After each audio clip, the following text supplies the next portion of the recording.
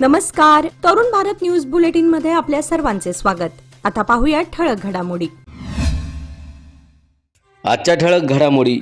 Cafe शॉपमधील बलात्कार प्रकरणानंतर शिवप्रतिष्ठान युवा हिंदुस्थान आक्रमक. शहरातील अनेक कॅफेंवर धाडी. नशेसाठी वापरल्या जाणाऱ्या 84 इंजेक्शनसह एकाला अटक. स्थानिक गुन्हे अन्वेषण शाखेची कारवाई. उपसाबंदी शिथिल करा. भिलवडीत शेतकऱ्यांचा जनआक्रोश मोर्चा. भिलवडी बंद ठेवून प्रशासनाला इशारा. हिंदकेसरी बुलेट छब्याचा अखेरचा श्वास. बैलगाडा शर्यत क्षेत्रातील मानाचा वाघ हरपला.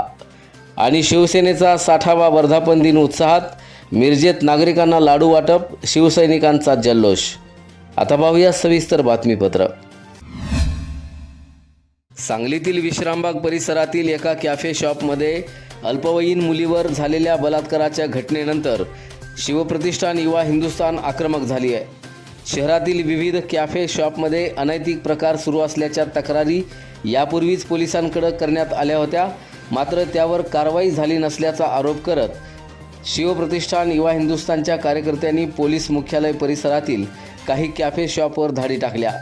यावेळी अनेक कॅफे शॉप बंद आढळून आले, तर काही ठिकाणी तपासणी दरम्यान निरोधाच्या पाकिटांसह गर्भनिरोधक गोळ्यांची रिकामी पाकिटं आढळल्याचा दावा कार्यकर्त्यांनी केला आहे.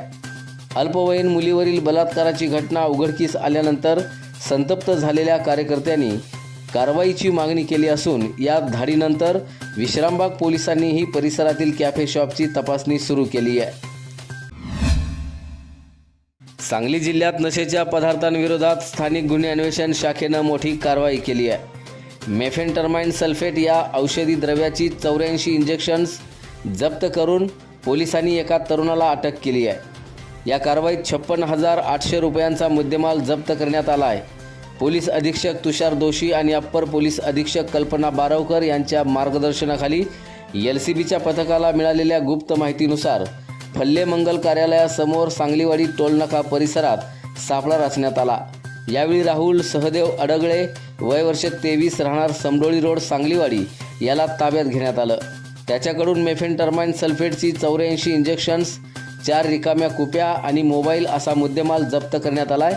ही इंजेक्शन तरुणांकडून नशेसाठी वापरली जात असल्याची माहिती चौकशीत समोर आली असून आरोपींविरोधात सांगली शहर पोलीस ठाण्यात गुन्हा दाखल करण्यात आला आहे. पुढील तपास पोलिसांकडून सुरू आहे. महाराष्ट्र आणि कर्नाटकातील बैलगाडा शर्यत क्षेत्रात आपल्या वेगवान धावण्यानं, अफाट ताकदीनं आणि दमदार कामगिरीनं विशेष ओळख निर्माण करणारा हरिपूरमधला महेश बोंद्रे यांचा लाडका आणि सुप्रसिद्ध बैल बुलेट छब्या याचं शुक्रवारी अकाली निधन झालं. या वृत्तानं बैलगाडा शर्यत क्षेत्रात शोककळा पसरली असून शर्यतप्रेमींमधून हळहळ व्यक्त होत आहे. बुलेट छब्या हा केवळ एक बैल नव्हता, तर बैलगाडा शर्यत क्षेत्रातील मानाचा वाघ म्हणून ओळखला जात होता.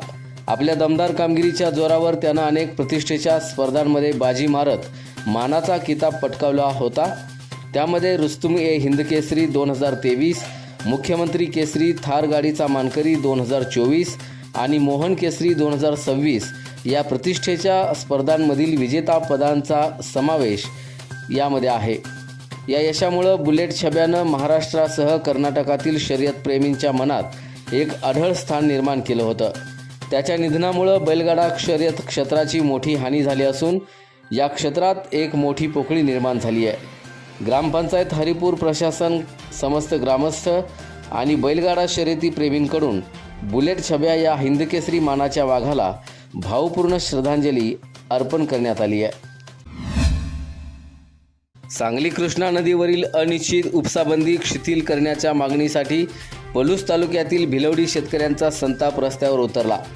भिलवडी बंद ठेवून सर्वपक्षीय नेते आणि शेतकऱ्यांनी जनआक्रोश मोर्चा काढत पाटबंधारे विभागाला लेखी निवेदन दिलंय.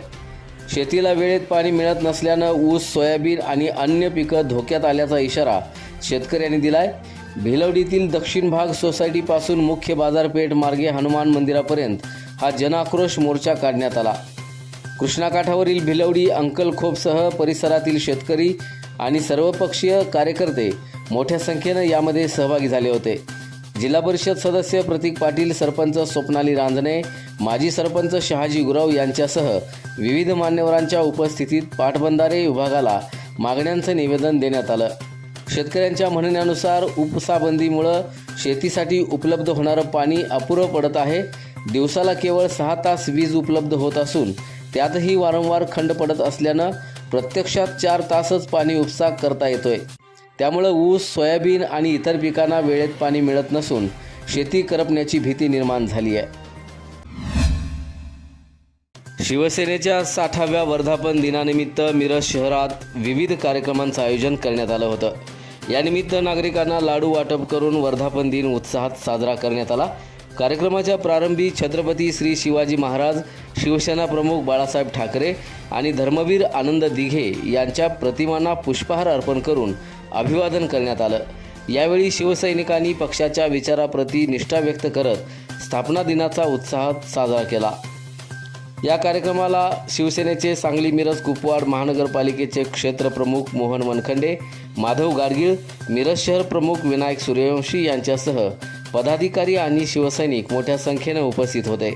स्थापना दिनानिमित्त आयोजित या उपक्रमामुळे कार्यकर्त्यांमध्ये उत्साहाचं वातावरण निर्माण झालं असून नागरिकांनीही या उपक्रमाला उत्स्फूर्त प्रतिसाद दिलाय.